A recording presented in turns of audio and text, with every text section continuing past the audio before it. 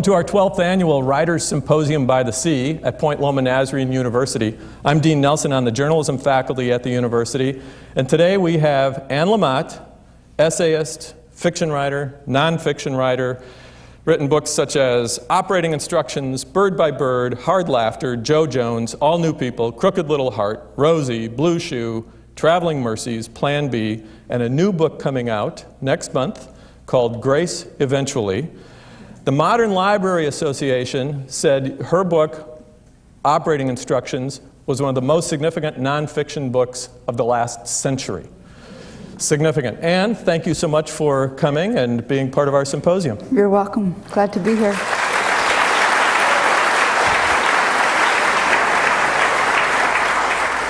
You were here with our symposium 9 years ago, before anybody really knew who you were, and then after the symposium, your career just takes off. Are you drawing the same conclusions I am? Totally. Absolutely. Let's see. Is this where we were before, for one thing? Same place, yeah. Oh, is it? It's funny because I've spoken 1 trillion times now, and so now it seems like this sweet, darling theater, and like I know everybody here. But 9 years ago, it felt like, you know, the Fenley Field or something. It felt like there were like 15,000 people here, and I was gasping for breath and sweating and overheating. And now it just seems really cozy and sweet. So I've been talking too much, maybe. I talk a lot now, yeah. The only difference is there aren't 15,000 people. All those other things were true. No, here's what's also happened since then is that you had a documentary made about your life. That must have been a little odd. Not the movie, but I mean just the experience of it. It was very odd because this wonderful woman, Frida Mock, who made the movie about Maya Lin and the Vietnam wall in Washington, D.C., followed me around with her crew for off and on for like months and months and months. It was so odd.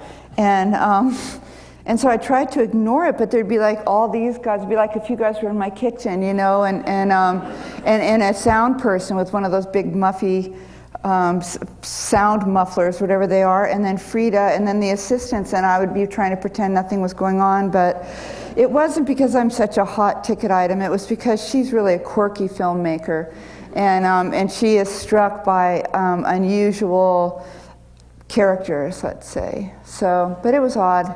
The whole experience, seeing my face like 10 feet tall on the screen was just really a nightmare. It took me a long time to recover from seeing my face and my butt on screen. Thought it was an IMAX there for a minute, didn't you? It was. Not just yours. I'm just talking about the, what it probably. Generic. Yeah. Generic you. I heard you speak at a conference last year, and while people were gathering and getting situated, I overheard this comment before you got up to speak. This one woman was addressing another one, and she said, Anne Lamott is the only Christian writer who has ever told me the truth. Huh. What do you think that means?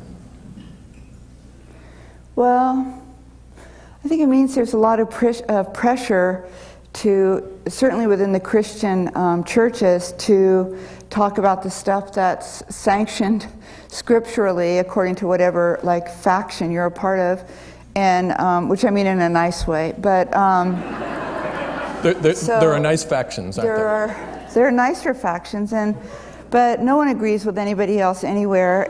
But it's still really important, I think, for most people, most writers and lecturers, to sound very erudite and as if they're sure of what they're saying, and as if they're living the Christian life, and it just is going so much better than anyone could have ever hoped, and they don't hate anyone, and they just forgive easily, and they don't have awful moods, and they don't really care what their stomach looks like. But when I was teaching writing, which I haven't done for a long time, I always told people to write what they'd love to come upon, because then what they're longing for would exist. And I really live by that, and it just doesn't help me in any way at all if people are focused on trying to sound really good, like they've really got their Christian act together, because what they've got is an act. And what really helps me is for someone to say something where I can go, oh, me too, exactly. I mean, that seems to me so much of what Jesus was able to do here, and was to listen and to nod and to go, you know, I really get it. This is a very strange fit for a lot of us, you know, and a lot of our lives down here on earth it just doesn't feel like, it feels like mistakes were made, because it's not very hospitable to be a human on earth 2,000 years ago or in 2007. And so I've written books that I would love to come upon where people say, I hate everyone, I'm not a good forgiver, and I'm in an awful mood, and I'm just going to watch TV, and I don't feel like being friendly to you, and I'm sorry you're having an awful day. Go call someone else, you know? And I very rarely say call someone else. I am so amazed when people pick up the 2,000-pound phone, and I am too. And I have been saved by the 2,000-pound phone, and by somebody being on the other end, listening and nodding and saying, oh, you know what, I got it. I know exactly what that's like, and I went through that, and not long ago, and I found that this helped, and I did this, and this helped me get out of myself, and this filled me back up, and it turned out I was very tired, or whatever. So, but then that doesn't come across as perfect Christian values a lot of the time. But I really can't bog down in what it sounds like to other people. I need to tell the truth as it's come through me, and as it has been able to help me grow and get less crazy and less self-centered, and which is the source of so much of my unhappiness. Well, virtually all of your writing, there are people in there, your fiction as well as your nonfiction, who are these imperfect and flawed and conflicted and unforgiving and annoying and self-loathing people. And I'm wondering, in addition to just telling the truth about them, do you think one of the reasons you write about them so much is that when you were growing up, you had to pretend that there really weren't those kind of people? You had to pretend that things were sort of perfect? No, my parents never pretended there weren't that sort of people. They talked about nothing else, you know?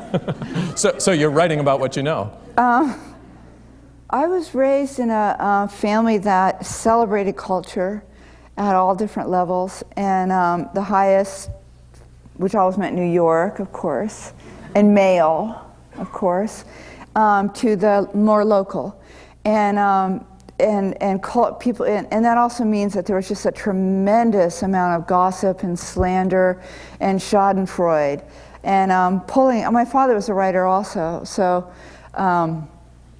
there are just certain things, and you know this, I'm sure, and you're Dean, you know, and yet I know that publication does not go that well, ever. It's always disappointing, and people make mistakes that really end up costing you a number of readers or decent reviews or whatever, and there's this part of us that's just so human that, and I'm sick to say it, but that is just happy or relieved when someone else doesn't do that well, especially someone who's like writing about the same stuff or who is doing so much better or has been until this bad thing happened to him. So,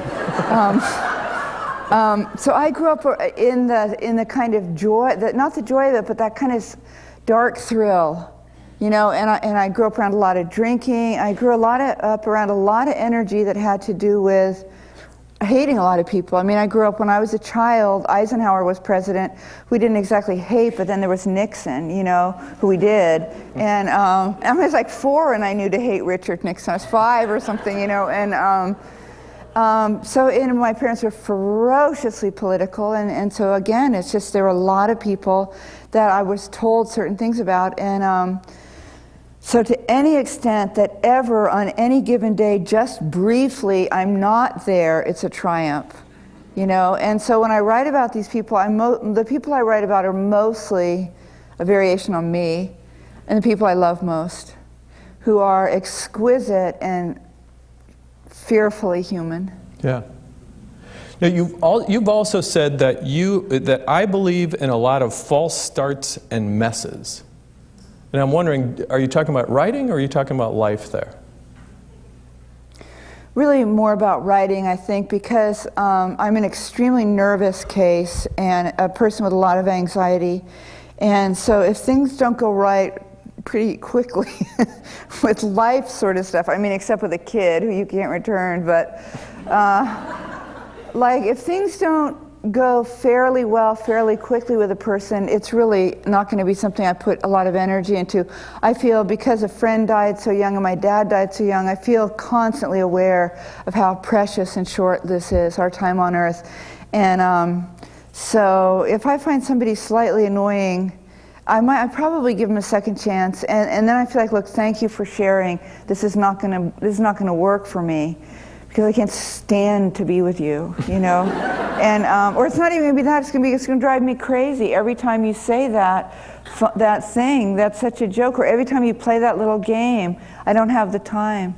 So, but with writing, I was just saying to Tricia on the way over here.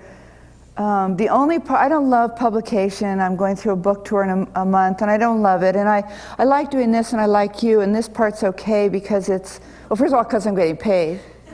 So there's that. But for a book tour for a month, you might have 4 interviews a day, and no one's paying you, and sometimes people haven't read the book. I did an interview 2 days ago with a woman who was trying to pretend she'd read the new book, but she was asking questions from Traveling Mercies, which is 8 years old now. So, I don't like interviews, and I hate traveling. I just completely hate traveling. I don't believe in air flight. And my back hurts, and I'm tired, and I have a little arthritis, and I'm sort of old, and I'm set in my ways, and I want to be with my animals. And that is just what's true. I love to be at home.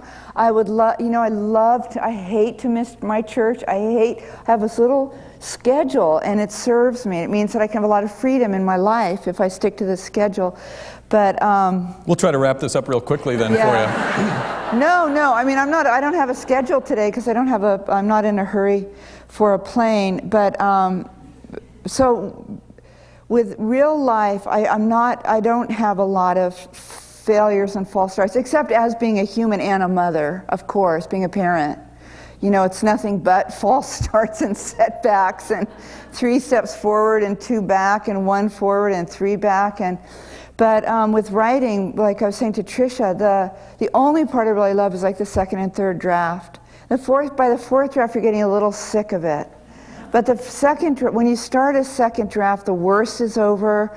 There's a lot there to work with. There's probably way too much, but that's so much better than the blank pages and the voices inside your head that are, you know, spewing out this critical judgment and exhaustion with your little effort.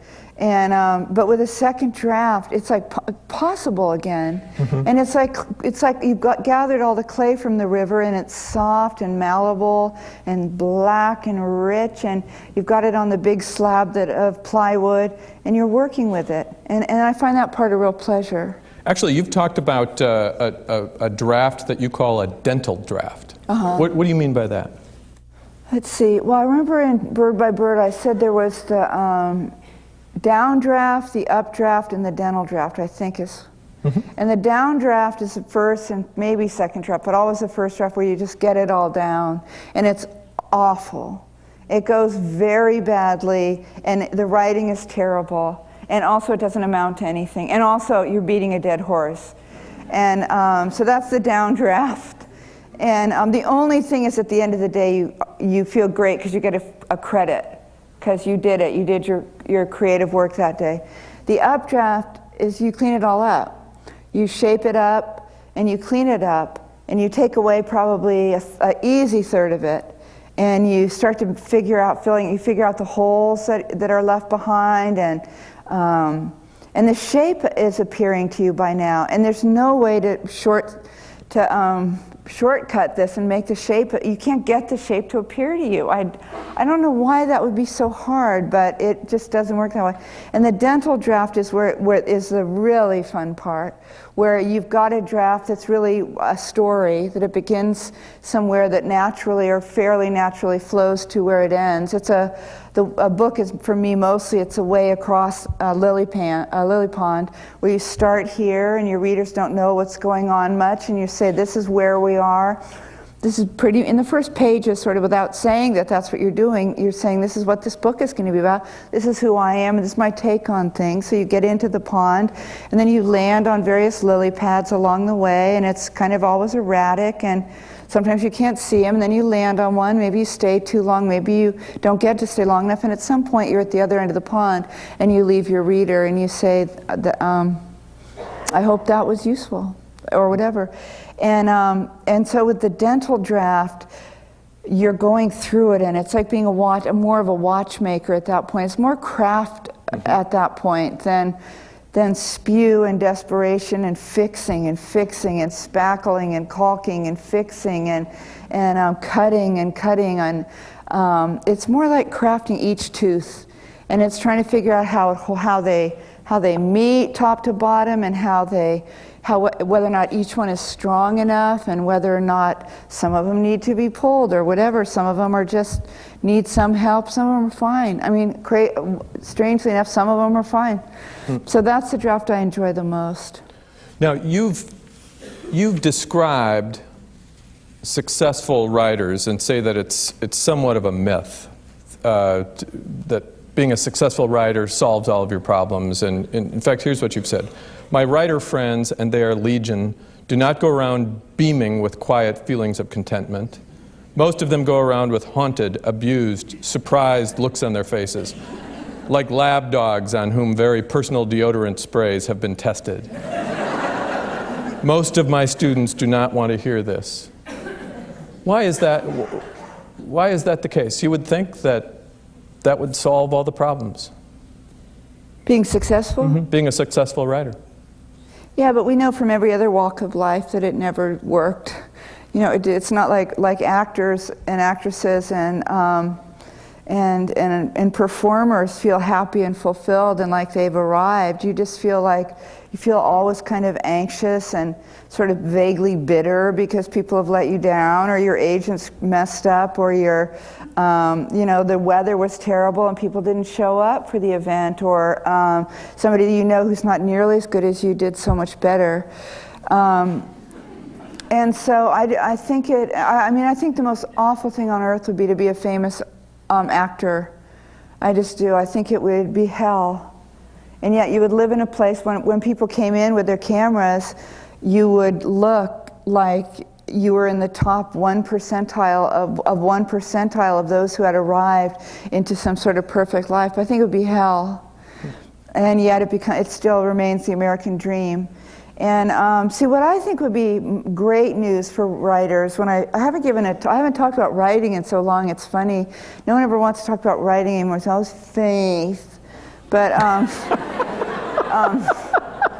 oh, there's that. Oh, yeah. that.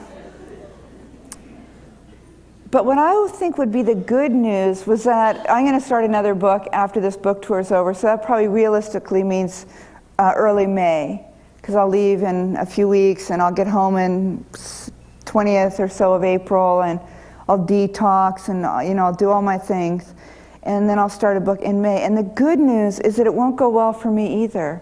And the fact this book that's out in March is my 11th book.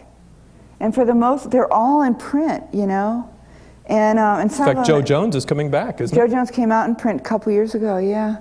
And so you would think that when I sat down, I could assume certain things about myself, that it will be published and a certain kind of person will like it and that I'll be paid for it. And I don't assume any of that. I sit down and it's starting over. It's like, it's sufficient unto the day, because I'll sit down and I will have a vague idea. For instance, I think it's a novel, and have an idea about a couple of the characters, and I have an idea about one site, one location, and I have something I love to go by, which I love books about good and evil. Isn't that funny? But I do. I love Stephen King's The Stand. And I'm not somebody who's like a big Christian good and evil person, and Bush just makes me crazier than I have time to express today with that. with that Manichaean, everything's black or white, and you're with us or you're for the terrorists. You're behind me and Don Rumsfeld, or you're for the terrorists. And but yet, I also know in a certain way, or believe in a certain way, that it's true, that there is a spiritual battle. And I don't, who's that guy, that famous Christian writer that writes the wild novels? Frank Peretti. What's his name? Frank Peretti. Frank Peretti, yeah. When I had just gotten sober, it was 20 years ago, things were so raw and primitive, and I'd gone from such a weird alcoholic life to this equally weird sober life, that I could read that and I'd feel like that is exactly what it's like.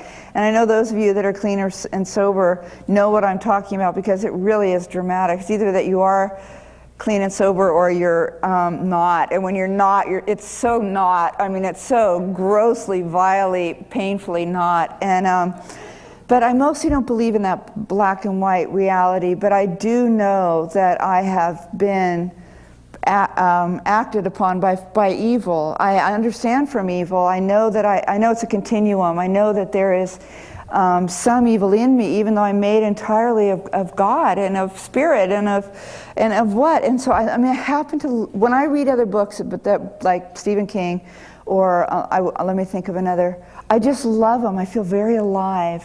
And because I can identify with these kind of regular old humans with their neuroses and their fixations and the stupid stuff we obsess about, and the grudges we hold and all that. And yet there's something that really means there's a point to all of this, and the point is to be a part of the goodness, and to be a part of those who are carrying water to the thirsty, and sitting with the very old, or flirting with the very, very old, lonely people at the health food store, or however you can do goodness one day at a time, that's the meaning. And so I have a vague idea that I would like to attempt something like that didn't make my non-Christian readers just run screaming for their cute little lives. But that's really about all I'm going to know. I have a bunch of notes. I've been talking to some people about it, but I'm going to sit down whatever the first Monday, and I would only urge you to start on a Monday. It's like a diet. You could never have any hope of success to start a diet on a Thursday. It's ridiculous. And you should never start a book on a Thursday, or it needs to be a Monday. Really, just trust me on this. So. And when I sit down on the first Monday in May, I'm going to feel like, what are you thinking? I don't even know if you actually believe in good and evil. I don't even know if you actually want to write a novel. A novel takes me years. It takes me 3 and maybe 4 years. Nonfiction, I can complete a collection and really craft it in 2. And I'm going to go through all the exact stuff that any of you who are writers, singers, artists, dancers, whatever your creative life is about. That's what I'm going to go through. And at the same time, what makes it a little tiny bit dicier is the extremely high level of arrogance, in tandem with that, or rubbing against it like the plates of the earth. So, what's the arrogance? Well, I mean, like 350 people. I think these people had to pay, right? The chapel people didn't pay. That's true. That's true. So you should have come to the chapel. It was free. And like that all of these people would pay to read my books, or to make it seem as if I have something to say. And it's like a way of it stamping my parking ticket, validating my parking ticket.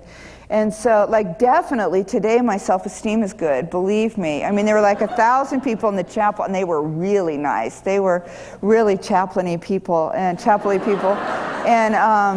And when I leave here, of course I'll have good self-esteem, because people are here and responsive, and because you have said certain things, and the people that when I'm signing books will say certain things.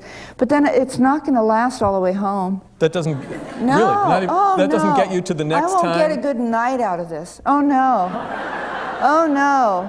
Because when I get home, the mail will have come, and there'll be all sorts of phone calls, and there'll be people who want the most annoying things, and it won't be that they want the most annoying things.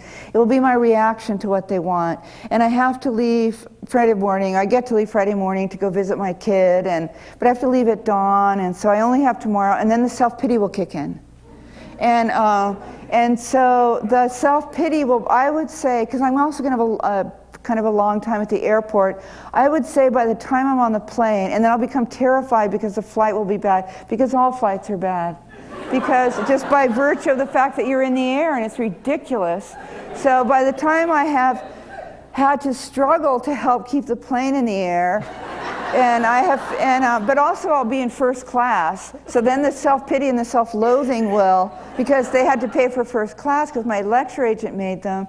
And all of this will come together, and my back hurts, and I'm old, and my back hurts. It just does. I accidentally became 53, and I was so codependent for so long that I said yes to everything, and what I meant to say was no, I cannot help you move. And I was not able to stop helping people move till I was like 48, almost 5 years ago. And so my back hurts, and it hurts because of my sickness, And so all of that will conspire to, when I get home tonight, I'll be very happy because my animals will be there. And, but the self-esteem will be shot. And then, plus I know that everyone here thinks I must be a real writer because there's books here, and there's you, and there's the questions, and there's this and all that. But when I get home, it's what all of you have. It's what you doing your next book have. What's the point? Does the world really need another Dean book? Will you stop it with the Dean? Does the world need another Anne Lamott book?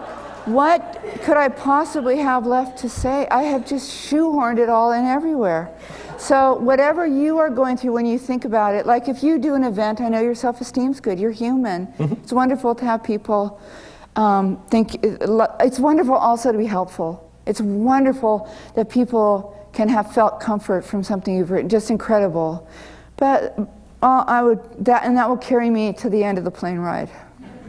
All right, now let me ask you something about the arc of the books that you've done and the fact that you just kept doing it. It was 5 books before you considered yourself successful. Well, it was 5 books before I could make a living at it. Yeah, so what kept you, like, after the second one? The book where I got enough of an advance to not have a second job was Bird by Bird. So that is 6 books in. And that's when you were here the last time, was Bird by Bird had come out? Was it? Yeah. And so... No, that can't be right, because I was here in, would you say 99? 98. 98. I think Bird by Bird came out much earlier than that. I think it came out about 95. Didn't it? Because Traveling Mercies came out in 99. Are you disagreeing with me? Yeah. No, I don't know. Actually, I think she has a Bird by Bird. Yeah, okay, I don't want to see it. I know I should know. No, I think you're probably right. What year? 94. Oh, yeah, okay, okay, thanks a lot. My point was... Okay. My point was that you kept doing these books, and you still weren't making a living at it. What made you think that you ought to just keep doing it? Well, I think there was something in me that thought I had something to say and a voice to say it with. By then, All New People, which was my 4th novel, I got $10,000 for it, I remember. And it was 2 years in the writing, and then there was a little tour. It was my first little tour, but $10,000, and I've been sober. It's my first sober book, and it came out in '89 when Sam came out. And I was living on air. I was living on air. And faith and the goodness of people and the fact that, and freelance stuff. And so I must have known by then that all these people, if I did a reading, people would come. And I felt like and I also got this Christian thing going, that inside of me where I thought, oh my God. And also I didn't want to come out of the closet about that, and I wanted to but I had a Christian character. My first Christian character was in All New People. And I felt like that by then was what I wanted to come upon. And I'm actually completely unemployable. I completely am unemployable. I don't have any college degrees or, and I'm difficult and I'm odd. I'm tired, and I really like to walk on the hills early in the morning, and I would make me late I'd be late all the time. It'd be impossible. It'd be impossible for me to hold down a real job. And so I kept writing these books because they seemed to be helping people, because people would read them and go, yeah, me too. Oh my God, I can't believe you said that. That's exactly what it was like for me. When I wrote Hard Laughter, my first book, got 7,500. And but I got to write a book about how much I loved my father. That he got to read while he was still alive, and I'd already gotten an advance for it, and so he knew I was going to be published at the same place I am now, which is Riverhead, which is Viking Penguin. And so there were no books like that. There were no books that were irreverent or about someone dying. And it's very painful, but it's also funny. And it's also the family talking about stuff having to do with that the father's almost certainly going to die, but they're being funny and they're being real about it. And most of the books, same with operating instructions. I partly felt with operating instructions, which came out in '93, that I would have loved to have found a book where one mother somewhere said, I am so bored, I am seriously considering suicide. And I so hate this today, and nothing is working. And he has colic, and we have no money, and I am going crazy. And most of the books they'd have a section on colic. Sometimes the child responds to soothing outdoor noises, you know.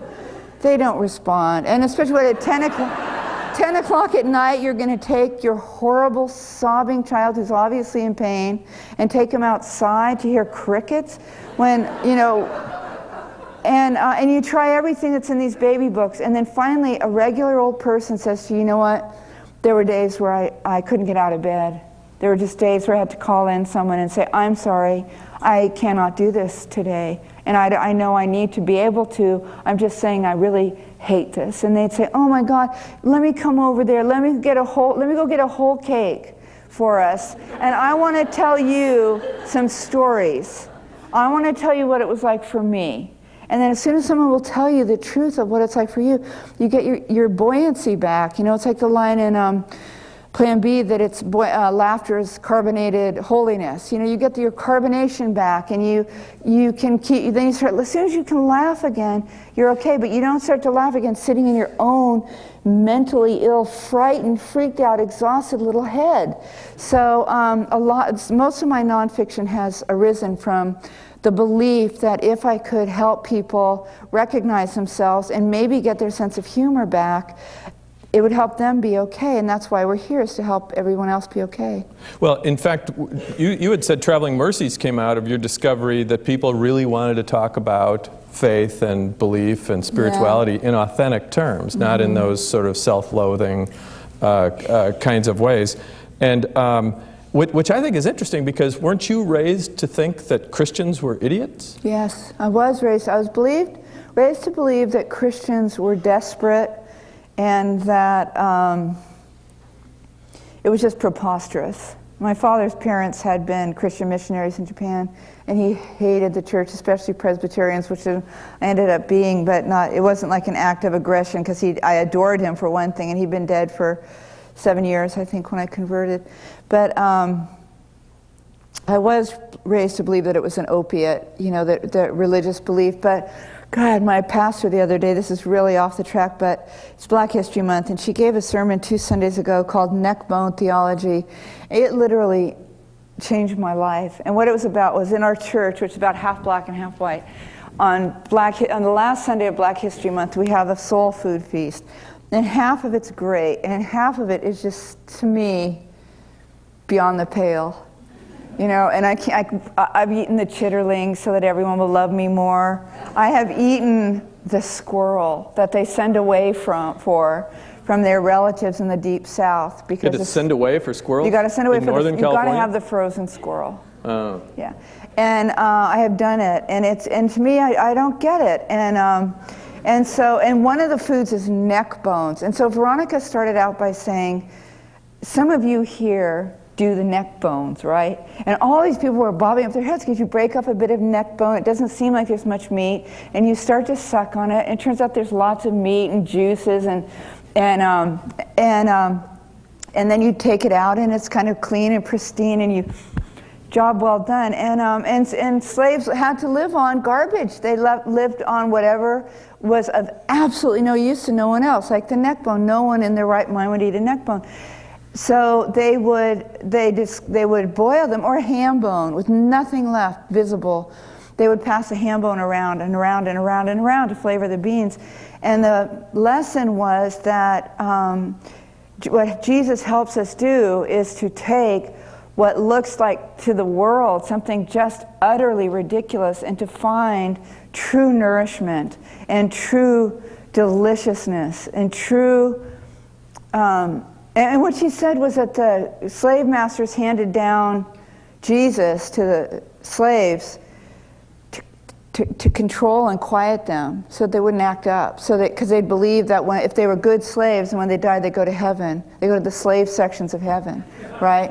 And what happened was that the slaves took it in like neck bones, and they took it in and it fed them, and they got this incredible taste and nourishment of Jesus into them, and then they hit the fields, you know, and they sang it, and they disguised it, and they said, follow the drinking gourd as a way to get you to the other side of the Ohio River, where you were in the north, you weren't a slave anymore, or wade in the water, which everyone at first thought was about the roiling of the baths and the temples that were so healing, but that was about you got to get to that water, cross over, and so that it actually had and then when they took away their singing because it made them too nervous, then they started making any sound at all that they can, you know, that was beautiful, that became like stomp.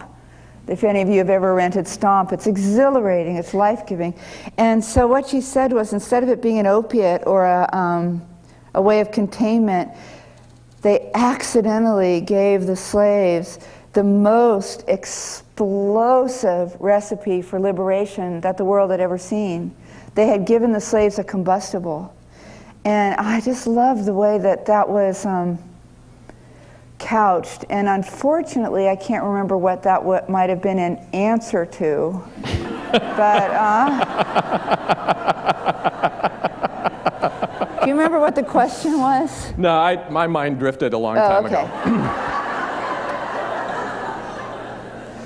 It was about Christians being idiots. Christians being idiots, yeah. The thing was about, instead of it being, for me, as for the slaves, as for everyone who has been very, very darkly damaged and oppressed and just felt like they had nothing but garbage to work with, that it turned out my parents were wrong.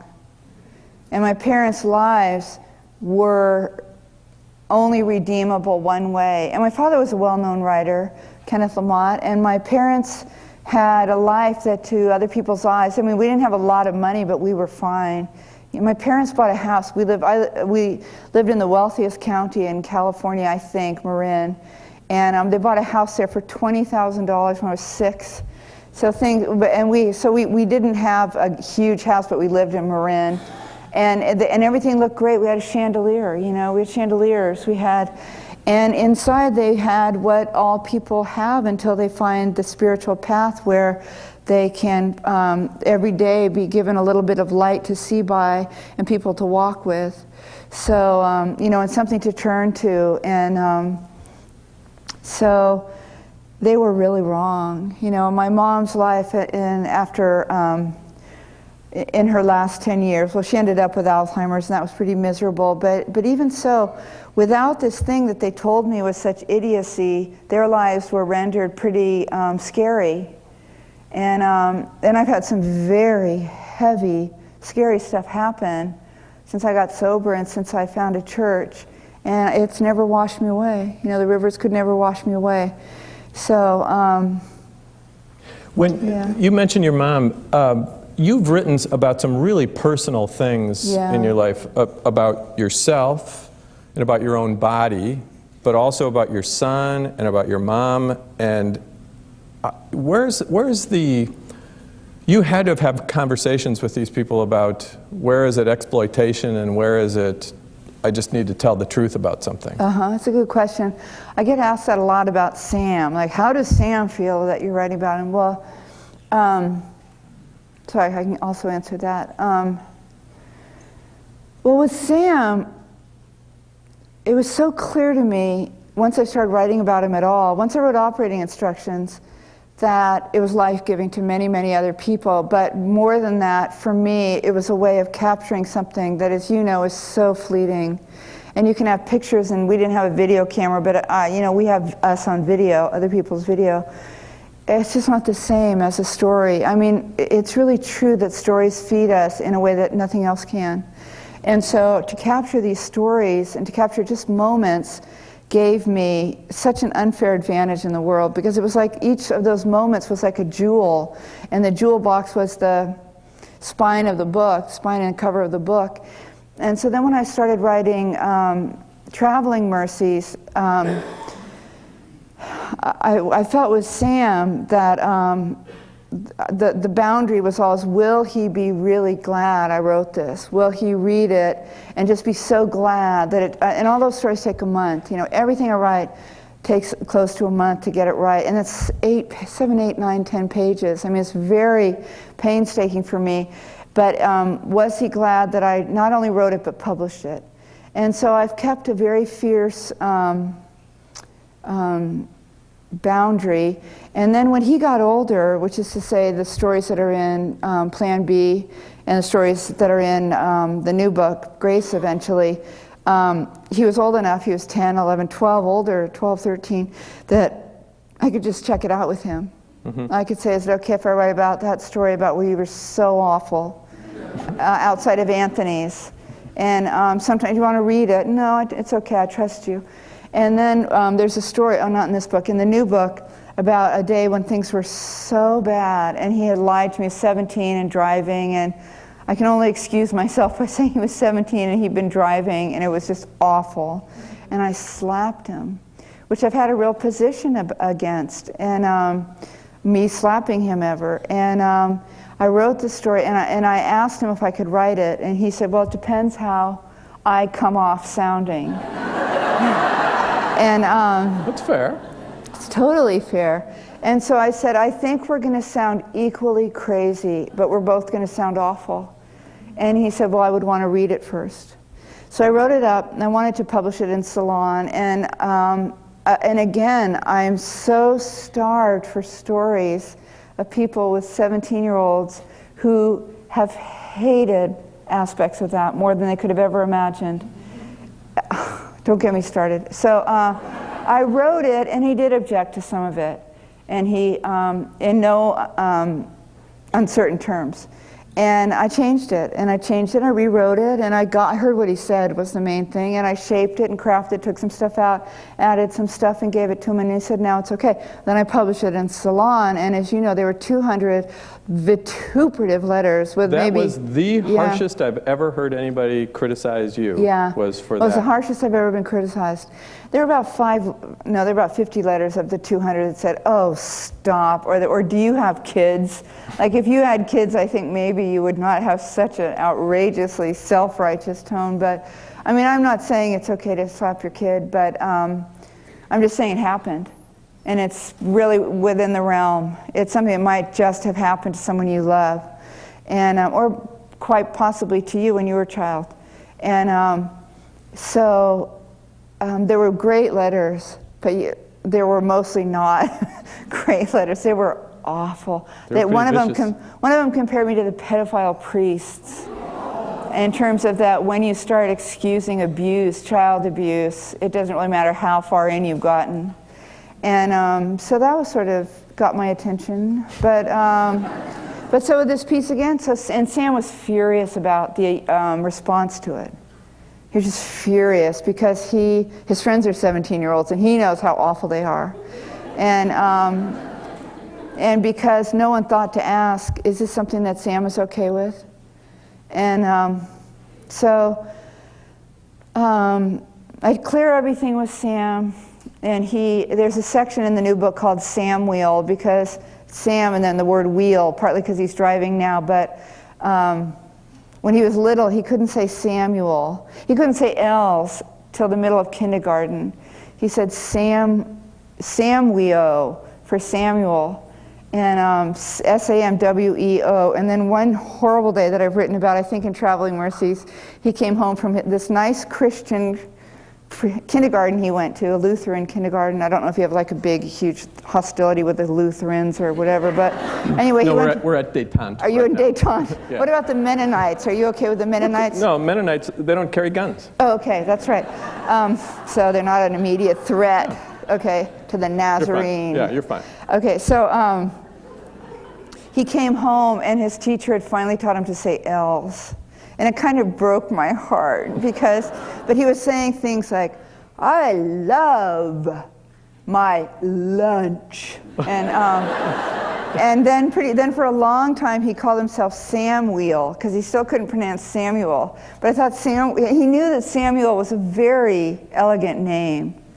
2 books in the Bible, and it's just a fancy name. It's a beautiful name, but he couldn't say it, so he was Samuel. So that was always one of my nicknames for him. So there's three pieces about him, and I really love them. And I showed them all to him a couple of times, and then he's off right now, and I sent it to him, and he read it and just loved it. He can't show it to his friends fast enough. And that was another thing that was very helpful, was that his friends loved the Sam stories everywhere. And it gave him a certain cachet. Sure. So a word I have not used yet today. Then with my mother, which is a more painful question, what I'd always done, I'd always had a really hard time with my mom, and I'd always been a really great daughter. And that's kind of the standard for American daughters, is that you might be just driven crazy and your life might be based on them being the foil, them being the model of who you're not going to be when you grow up, and yet you're a really devoted daughter and you take really loving care of them and include them and whatnot. And so up until, I guess it was Traveling Mercies, I had written only the stuff I knew would make my mom feel better about herself, because that was mostly what our relationship was me finding other ways to help my mom feel better about herself. And she didn't have a spiritual core, she didn't have a center. She had this sort of way of the world, which is trying to get the surface to look good and to look a little better and to live in a way that maybe other people envy and so I would just, like in operating instructions, oh my God, it's just like this sweet little love lettery mentions of her here and there, where actually half the time I just was like, I cannot let that woman into my house ever again. I don't care how long I live. I will meet her at coffee shops, but and then I finally wrote one piece in Traveling Mercies, and it broke her heart. And it was about it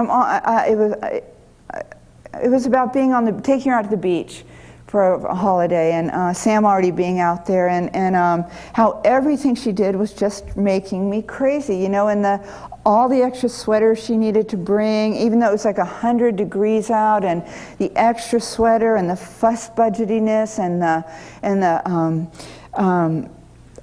kind of sucking on me, and if something wonderful had happened, I brought it up, she would kind of use it against me in some way, because she didn't know how to esteem me in a way that was like anyone here might.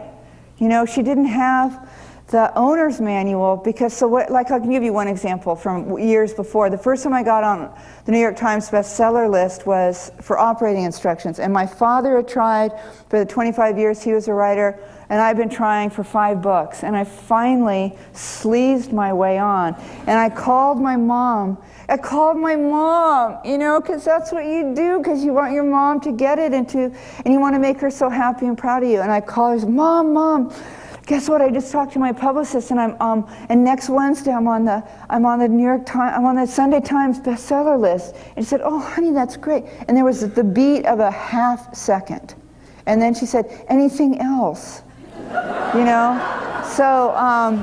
So my loins were so girded against my mother with her own self-loathing, projecting that insatiability onto me. So I wrote, and what the piece is, if you read it out in the lobby later, it is infused with love. And it is about how mothers and daughters drive each other crazy, and about being out on the beach. And then at the end, Sam sees her. And he's a little boy at the time. He's about 6, I think. And he just runs to her, Nana, Nana. And he's just so excited, because all he can think to do is to help her get her bearings in the sand. right? Because she's unsteady. Whereas I've written 6 pages about basically my own psychosis and all these extra sweaters and so I wrote it hoping that that I would finally get to just tell the truth about her before she died. Because before that I'd always said I'm going to write all these stories after my mom dies. You'll notice I haven't written stuff about my aunts and uncles and my cousins. I am a family secret keeper. Like Frederick Buechner, my great hero, has written a book called, is it called Family Secrets? Telling Secrets, yeah. telling something. It's a Secrets in the Dark, that's right. Secrets in the Dark. It's a great book. It is a life-giving book. I never wrote about my parents like that, or my family, my older brother, my brothers. I was kind of banking on something that turned out not to have been something, it turned out to hurt her a great deal. Mm-hmm. And it enraged her, my Aunt Pat. My name's Anne Patricia, so my namesake, who I adore. And my Aunt Pat called and said, "You will never be forgiven for this." And in the entire town of Tiburon, where we grew up, they mounted a letter writing campaign to both the Chronicle and the local paper, and my mother didn't talk to me. And then Bill Rankin, who's a Episcopalian, how are you guys with Episcopalians? We're okay. Okay? Yeah. Okay. Wesley was a Anglican before. That's right. I forgot. He was one of us. That's right. Yeah. I forgot. I forgot he was one of you. Actually, I was thinking Episcopalian, but he was Anglican. That's right. And then. That's right. Sorry. And he was a priest, and he had known my mom, and she always went to church on Christmas Eve and New Year's Eve. Whee! Yay, Jesus! Woo! But on Christmas Eve for the candlelight mass, and he had known her, and he had watched me taking care of her for 10 years, and he wrote a letter, and it just said, "I have never, in my years as a minister, seen anyone take more tender and consistent care of their mother than Anne Lamott has of hers," and it shut everybody up. But there are people in Tiburon that still consider me to be like Kitty Kelly, right? Because of that one piece. So, and it hurt her, and then it was a really, really good thing I'd published it. And then we came through. And I sat with her, and she said, "How do you think that made me feel?" I said, "I can only imagine. I bet it made you feel humiliated. But the truth is, I've never written about you because I've never wanted to say that you're getting older and that you're unsteady, and that you need extra care now, and that sometimes you drive me crazy. You're my mother." And we talked about it really for the first time because the story was a doorway through which we could walk. It had slammed on us. And about 3 days later, there was great healing with me and my mother, great healing. And I have to say, my Aunt Pat, who is Anglican, it took about 2 years before I was invited to the holidays. And now she adores me and can't live without me. But, again, that was 8 or 9 years ago. But for writers, all I can say is you have to seek the truth inside your own heart. Is this okay or is it not okay? Most of the students I taught, many of the students I taught wanted to write because they had really, really been abused. And I had a student, an Asian student, whose mother had put his hand over the hot flame on the kitchen stove when he did badly in school. All up until junior high, until other people got wind of it. I can't tell you how many women students I've had who were the person who went out to pick the switch from the backyard with which their father would punish them. And how many girls and women I knew who had been molested by their male relatives, by their fathers mostly, by ministers in the town that were their fathers and their uncles. And so the question is, do you have to keep that a secret? Because it would be devastating to the person now. And I partly feel like if people don't want you to write about them, they should behave a lot better. But I also feel that this is why fiction exists, so that this happens to the family across the street. And my experience is that you change the nationality, you change what the father or the mother does, you change dramatically what they look like. And then I want to tell you, this is my deepest belief, every single thing that happened to you is yours. It's yours and you own it. And you don't have to keep They're awful secrets for them anymore. And nothing you can do. You cannot be such a good son or such a good daughter that you can redeem their life if God and truth is not at the center of it. And you can dance till the cows come home, and it's not going to be able to redeem their lives for them. So I paid through the nose to feel that it's amazing when somebody will tell the truth, and the person who's being told the truth about doesn't always love it, and so that is why you just have to get very quiet and say, is this okay? If not, fiction. Anne Lamott, thank you so much. You're so welcome.